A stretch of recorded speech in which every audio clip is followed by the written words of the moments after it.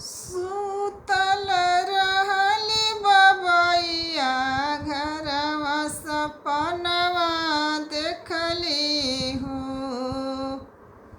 सुतल रहली बबैया घरवा सपनवा देखली हो।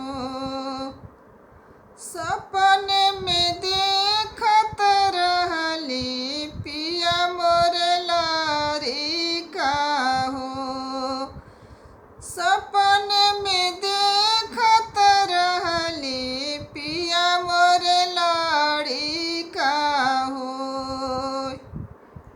अंगूरी धराई के पिया के शहर में घुमवली।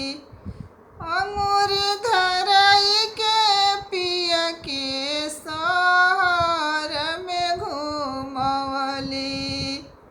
पूछले शहर के लोगवा के लगी है तोहार। पूछना शहर के लोगवा के लगी है तोहार। पूछना शहर के लोगवा।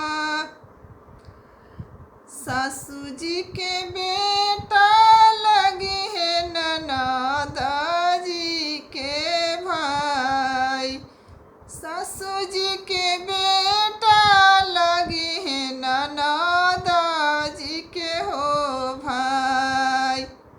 गोतिन जी के देवर लगी है हमरो सजनवा हो।